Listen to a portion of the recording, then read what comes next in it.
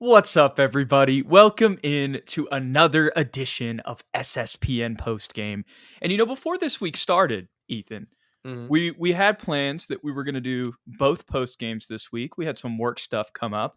And that was just like the most unfortunate timing of all time because Tuesday's game was pretty down to the wire. We Yeah. got to see a lot of our rotation guys. And tonight, Keldon Johnson, Devin Vassell, obviously, who's been out all of preseason, but Keldon Johnson, Chris Paul, Victor Wembanyama, and Jeremy Sohan all not on the floor tonight against a Rockets team playing all of its starters Yep. and all of its rotation players. We don't want to make complete excuses for tonight. There's definitely things to criticize for the guys on the floor, but I really think the story of this preseason finale starts and ends with the injury report, Ethan. Yeah, we were behind the 8 ball from the get-go, Jude. I thought, honestly, we played pretty well in that first quarter. Like, there were some definite positives, and I was like, "Okay, maybe, Right. these bench guys are gonna show us something, make this a good game," but then the second and the third quarter happened, and it was pretty much all Houston. I couldn't have said it better myself. We pretty much we got a competitive quarter and a half of basketball. Yeah. And then after that run happened where they went up by 20, it was pretty much wraps after that. Yeah, but I still think, we got some things that we can discuss on individual players that were, yeah, out there competing for some rotational minutes come regular season. And we saw some good things and, we saw some bad things too. For sure. I had actually some quarter by quarter notes that I made today, but with the way that this game played out, I'll just save that for the end because there's really no need to dive deep into the analysis of, Yeah. the ins and outs of what we saw on the floor tonight. Um, but with what you were just talking about, the two guys who did stand out to me that I think, made some positive plays were Stefan Castle and Sandro Mamukelashvili. Those were the two names that kind of came to mind if we do want to have some positives tonight. Mm. I saw some good things from both of those guys. You can just kind of go off that and give me your thoughts on what you saw. Yeah, Mamu, especially in that first half, they were leaving him wide open from three. He hit 3 of 6 tonight, 9 points. Still no rebounds, but he's Right. really he's not a center. And when we're playing him at that backup center spot, I really think he belongs more so with that backup four, especially with the way he can stretch the floor. But I love what he does as far as, spacing, creating for the next guy, and then obviously knocking down the open three. And Stefan Castle, yeah, like 6 for 14, 1 for 5 from three. He did have a couple turnovers. At times, it felt like maybe he was doing too much, but 16 points, 4 assists, and in in the third quarter and kind of late in that second, he was clearly our best option as far as Right. scoring the ball and being that primary facilitator. And he got a lot of difficult defensive matchups tonight, and the team defense was bad, but I felt like his point of attack defense was at least there. It Mhm. was just like the rotations and the help that was kind of lackluster. Yeah, and when you talk about Mamu, he's matching up with Steven Adams tonight, Mm, and really, I have one, two, I have 6 bullet points on overall thoughts tonight, other okay. than, the quarter by quarter. And this is basically what it is. And again, kind of all of the positives that I may mention here end after about halfway through the second quarter. Yeah. But like you were saying, it felt like for a second that we might be able to compete a little bit tonight. So again, these positives mainly in the beginning of the game, but better ball movement, better off-ball movement from everybody. You saw some cuts from Blake, Malachi, Hmm. multiple different guys tonight. Better passing overall. Just like, I mean, especially in the beginning of the game, I think there were even some possessions. Like there was one possession where Mamu hit a three after the shot clock expired, and we probably, waited too long in the shot clock to keep making passes. But the Hmm. initiative that we have now to like, have at least 4 passes in a possession Yes. is definitely much more than it was last year. Even though, again, this is another preseason game, so everything kind of has a little bit of an asterisk next to it. Um, but other than that, I have 3 good things, which are better ball movement, better passing from the team overall. You saw some from Zach tonight as well, and again, better off-ball movement from the guys. Again, about midway through the second quarter, that off-ball movement and cohesion definitely was stalled to a halt. And that leads me to the 3 bad things that I had are just bad defense overall. There's really nothing else to say. Even when we were playing well, the reason that we were able to keep up is because we were making some plays offensively. Like the first quarter ended 31-31, and we were just really trying to keep up with them until they eventually, we couldn't do that anymore with the guys that they had on the floor. Mm-hmm.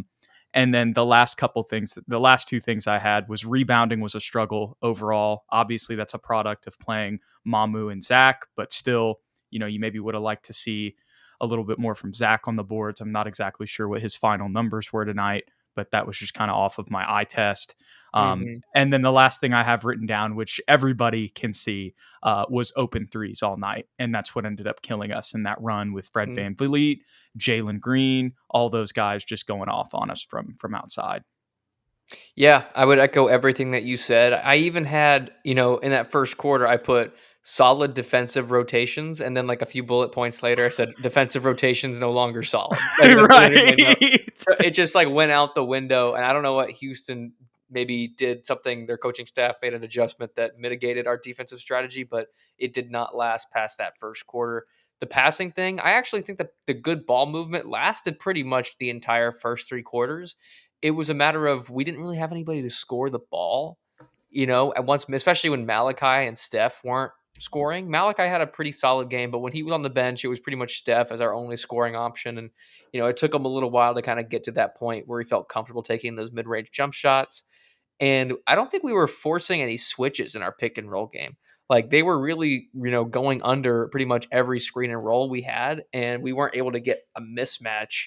The only thing that was really working was the Mamu pop out three on Steven Adams. Right. Otherwise, it really wasn't forcing Houston to do anything defensively that got them out of sorts. But we were switching pretty much everything, and we were getting Right. pulled out of sorts, which resulted in those wide open threes. Yeah. Man, I wish I had more to say overall thoughts on this game. But again, as you guys see, with this one pretty much being a blowout with the Mhm. majority of the Spurs' best players, Yeah. definitely our best 5 players on the team, as much as Devin Vassell has been out all of preseason, still our best 5 players on the team, all out tonight. Houston came out fully healthy. The only person who was on the injury report for them was our old fellow Spur, Jock Landale, and that Yep. was still a game time decision. So they basically played everybody, and we essentially played our bench minus Harrison Barnes. Yeah. Yeah, for sure. This is a game we were supposed to lose. And I think it was kind of strategic for the Spurs Right. not to play any of those guys since they're the second game. The home openers against Houston and a back to back. So we're kind of saving kind of what we're going to show them for the actual game that counts. But just to name a couple more guys high level that I think played pretty well, like there's some positives we can take away, would be Harrison Barnes and Malachi Branham. Malachi was kind of a conundrum for me because I had a lot It of was positives up and and I had a down. lot of Right. negatives. Yeah, like he was forcing a lot of bad shots at times. He did go 6 for 14 overall, 0 for 2 from 3. Had one turnover, 15 points overall. But when he was just letting the game come to him, when he was playing Yes. off ball, getting those backdoor cuts like you were describing from Zach Collins, that's when he kind of found his rhythm. But he started off really bad. I think he missed his first 3 shots, including an airball 3. Kind of got a rhythm getting those shots at the cup. He did blow a bunny, which was kind of strange. Like it was a wide open layup that just Yeah. completely went over the rim. But yeah, I think he's trying to find his confidence. I'm not sold on him getting meaningful rotational minutes going into the regular season, Jude. I really think Stephon has earned Yeah. those backup 2 minutes over him. But I think this was a step in the right direction at least. And for Harrison Barnes, 4 for 5 tonight, 1 of 2 from 3. It's his off-ball movement, it's his playmaking, and defensively, sure, maybe he's not as athletically gifted as he once was, but I still think he's able to stay in front of guys at an elite level, or let's say not an elite level, at a better than average level. So he's not going to be a world stopper, but he's going to make the right play and be that connective piece that we were missing last year. Yeah, and another thing I'll say about Harrison tonight, you pretty much summed it up earlier in the game. As much as we never really cut back into the lead, but we did get Mhm. it to, I believe, around 13 early in the third quarter, where it Yep. looked like we were playing a little bit better, and a lot of that had to do with Harrison Yes. Barnes just kind of taking charge on some possessions and getting some good buckets for us. We're not trying to sit here and say that Harrison Barnes is a superstar, all-star level player, but definitely brings a ton of veteran experience and IQ that wouldn't be on the floor uh, otherwise on this team. For sure. For sure. And just to speak on Zach Collins, since we haven't yet, he did have a lot of nice passes, 6 assists, only Hmm. 4 rebounds, 4 of 12 from the field. He had a really rough night shooting the ball, Jude. 1 of 3 from 3. He finally hit a three-pointer. But he Wait, can I stop you right there? Go ahead. So one of the things that I have written down, and again, I'll read that kind of when we end the show, just to wrap everything up. But one of the things I have written down is Zach hit a wide open three, and it made me so happy. Dude, I literally stood up and I started clapping. I was It's like, like, "Finally." yes. Yes, I know. I feel like he's kind of in a similar situation as Malachi. I don't think he's in danger of Yeah, losing rotational minutes necessarily, uh, but he just feels like his confidence is, like, really yeah. low. So, he needs to kinda shoot his way out of that, and that sucks because it's gonna be really rough, I feel like, to start the season. But at least he's making the right pass. At the end of the day, at least he's making the right pass. And another thing with tonight, I didn't really get to watch too much of the Tuesday game. I had some other stuff going on as well. But I'm blanking. I know we were talking about Zach He Collins. played okay against Miami. That's kind of what I was gonna say. I didn't get to see him then. And this was the point that I was gonna get to is tonight. Who he was surrounded by is key Made the difference. context. I think it's gonna help. When he's not surrounded, when he has Keldon. And Mhm. the bench rotation starts to get their chemistry down, and he knows who he's gonna play with. But also, with that being said, as much as there's some good things that we saw from Zach that I'll kind of get into when I talk about my notes, there's also a lot of those things that we've continued to harp on, with the weaknesses with him that unfortunately are just continuing to show.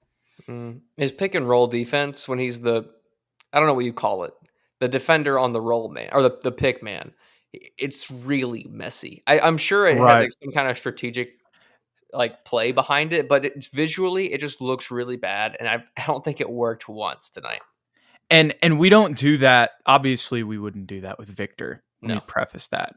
But even like we don't play that way with like Charles, for example. I know we No, haven't yeah. seen a ton of tape with Charles, but what I'm saying is like that's a thing that we're doing with Zach specifically. And it's just like you said, it doesn't look good, And I know, like you said, there may be some strategy to it, but I think it's also just that unfortunately he gets mixed up in Mhm. pick and roll defense. I got 2 more guys I wanna mention real quick, Jude, and then I'll kinda dish it to Yeah, you. Blake Wesley, I feel like this was the worst game for him right. the entire preseason. Again, context, he wasn't playing with the same level of scoring Right. ability surrounding him, so he was really kinda it was just him and Stefan for the most part in that second unit.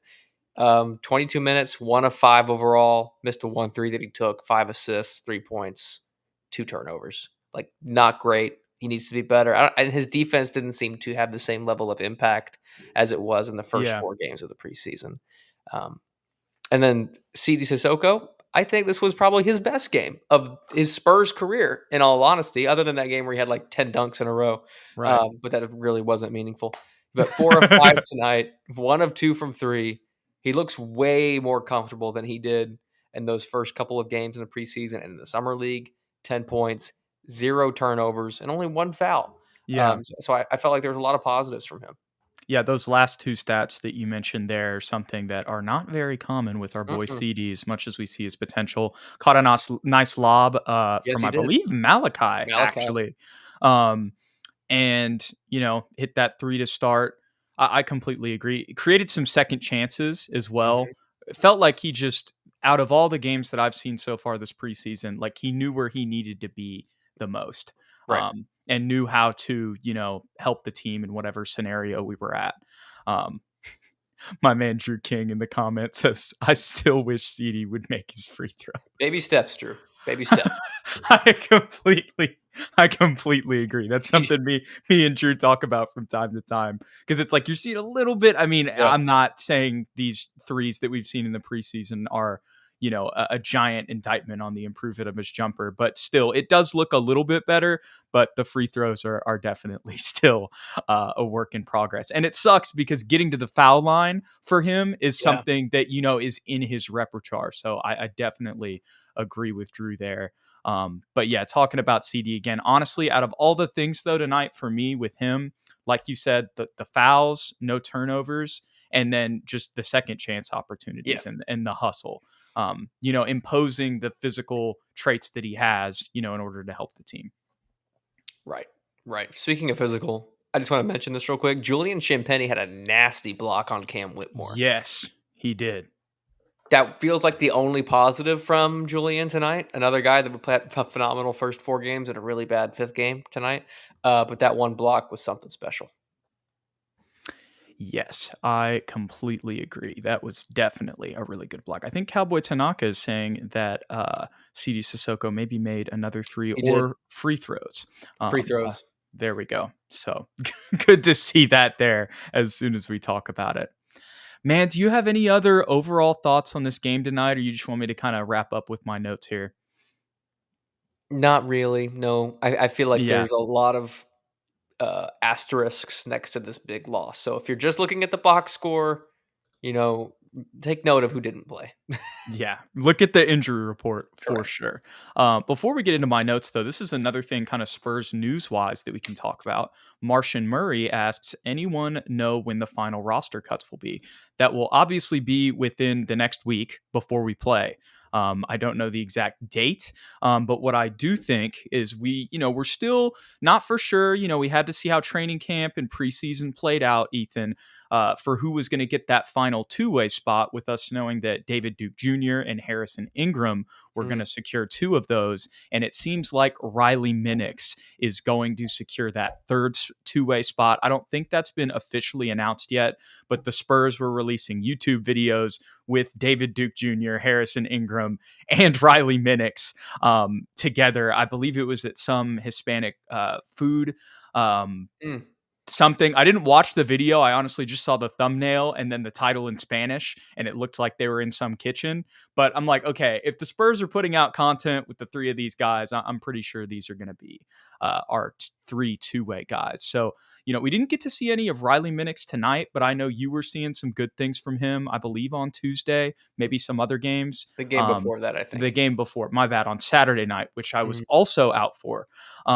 So tell me what you saw from Riley Minix on Saturday night when I was watching my beloved LSU Tigers. Dude's a dog, man. Like that's all I can say. Like as a scorer, he has that kind of killer instinct. Like immediately just started shooting threes, getting in the mid range, post work, footwork, confidence, carries himself well. I don't remember the exact stat, but I think he had like 8 minutes and like 10 points Uh-huh. or something Oh, like that. wow. Just like an absolute bucket immediately on impact. And I know a lot of people have been saying that, and like immediately his number one skill set will be shooting, spacing the floor. I don't envision he'll have a lot of meaningful minutes with the Spurs initially. But as a project player, this guy's got a lot Right. to his game. And I don't know what his defense really looks like because he hasn't had that much meaningful time. But if his defense is just like passable, this is a guy that I think could really have an impact on the Spurs long term, honestly. And it's so funny you mentioned that, because what I was thinking about is how many undrafted, random Yeah. guys have we, even if, they don't stay with us forever, like a Drew Eubanks, for example, but how many undrafted dudes have the Spurs built out through two-way contracts, Yeah. you know, and Don then they've Barlow. made a right, and then they've made a career for themselves. So that's definitely something I'm going to watch. I don't think I've seen as much as you. So, I'll defer to you on kind of what you've spoke on there. But the main thing I'll say about Riley for me is I know he's a sniper. I know he worked his way up, through the JUCO ranks, and then got to Morehead State and Yep. showed out there. There's so many Spurs guys, Derek White, Jonathan Simmons, whoever, that have those similar kind of sort of stories. But it also seems like he just has a high basketball IQ as Yeah. well. So I think if the Spurs can hone those things, maybe one day he could be a rotation guy off the bench and be a sniper for us. You always need that in the league. I think I want to adopt this as my two-way guy of the season, Jude. Okay. Okay. I feel like I had Drew, and then you had Dom, and I feel like you kind of had Booyah a little bit too. That was kind of See, your guy, I'll roll with David Duke if David you want Duke. Okay, Riley. I Yeah. want Riley Minix. That's fine. Yeah. Shout out Harrison Ingram. He just got Yeah, yeah, yeah. drafted, so he doesn't count as much. Exactly.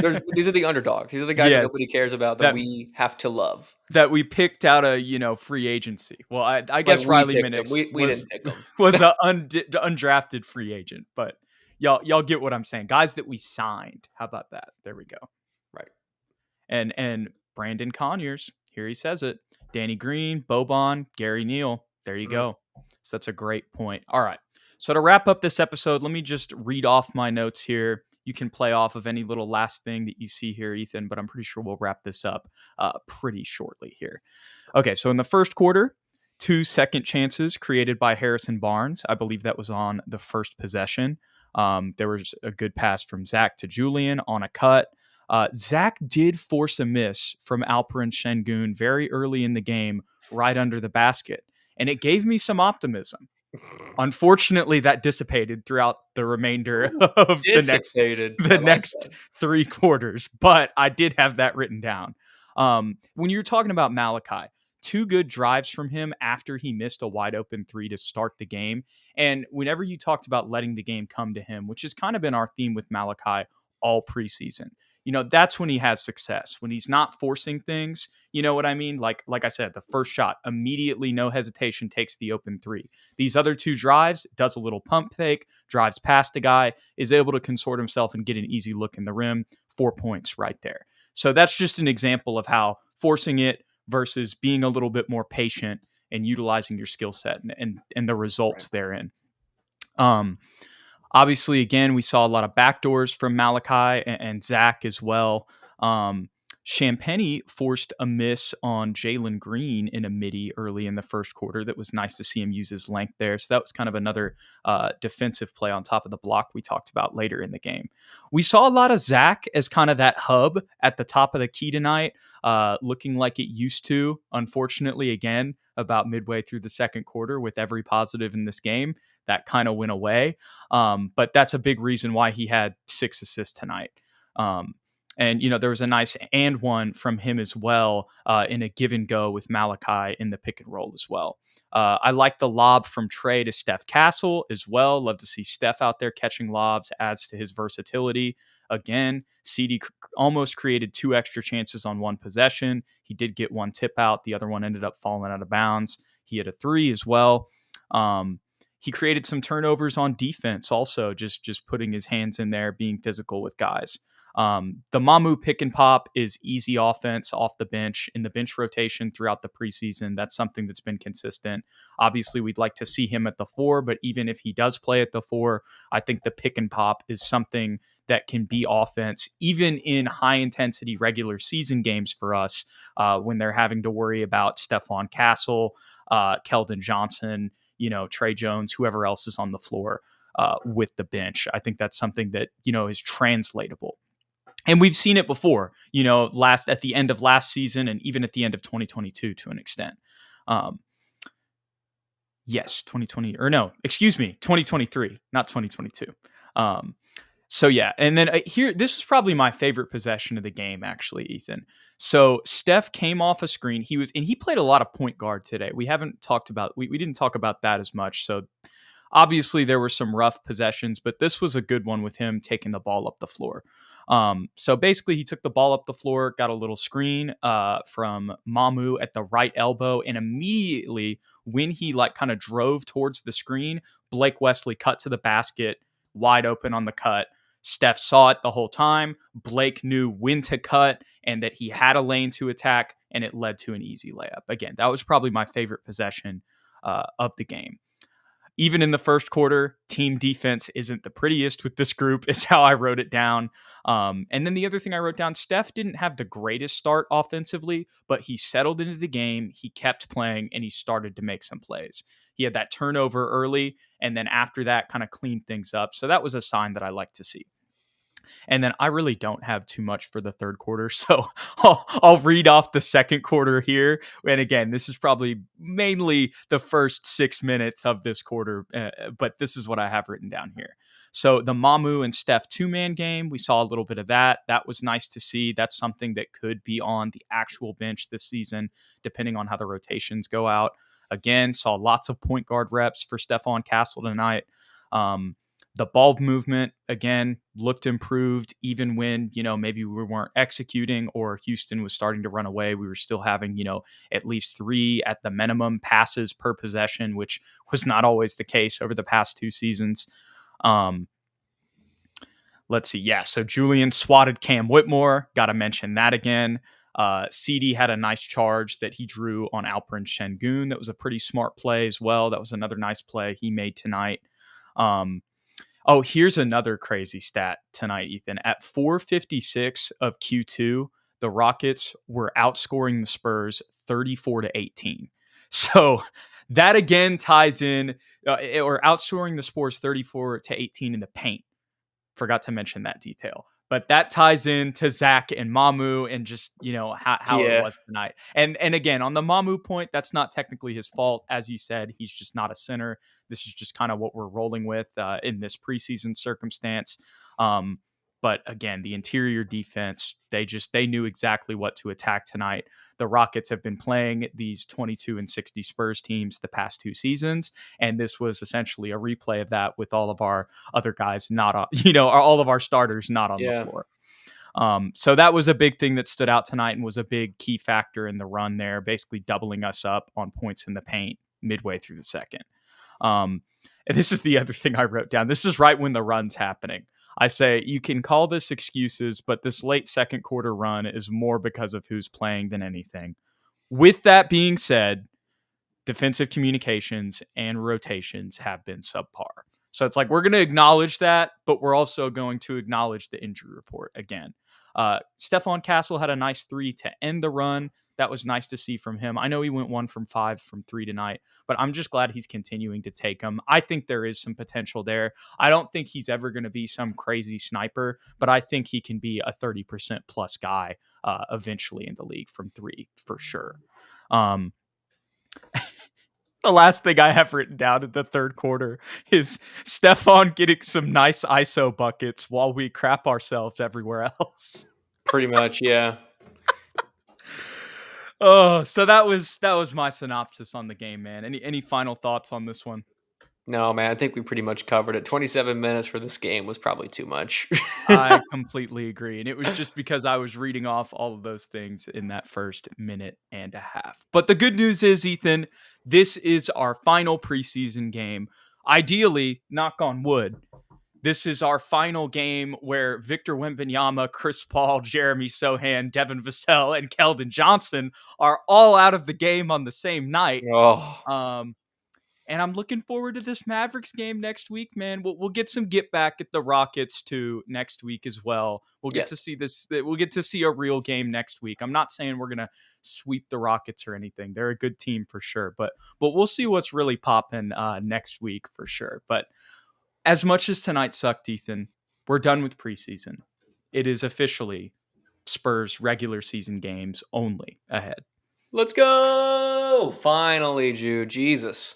I know, man. Some meaningful basketball. And we got, and like, we just got such the bad hand this week of the game that we were able to do with our schedules. So I am excited for all of the games, regardless of if we can do 1 or 2 or 3 a week, that now, these circumstances will not what we will be handed.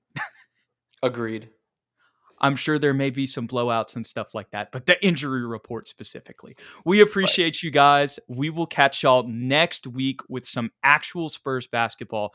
Okay, so here's another thing we probably should mention to end it out. Not sure if we're gonna do the Spurs opener. I know that sounds crazy, but Ethan may get to go to the game. So if that ends up being the case, then obviously we're going to let my man Ethan do that. And I will probably, if that is the case, go down to San Antonio and watch the opener with some friends or something like that. But I think probably that Rockets game next week, no promises, but that's something to keep your eye out for the first regular season SSPN postgame of the year. But regardless, if you're on the channel at the beginning of our homepage, you'll see the little tab that says upcoming live streams. And then you'll get to know our schedule. So hit that notification bell. If you enjoyed the content, don't forget to hit the like and subscribe button below. And if you want to stay updated with everything, like when our first post game might be, follow us on X or Twitter, whatever you want to call it, at SSPN on YT, at Jude McLaren, and at Ethan_Quintero. We appreciate you guys. We'll catch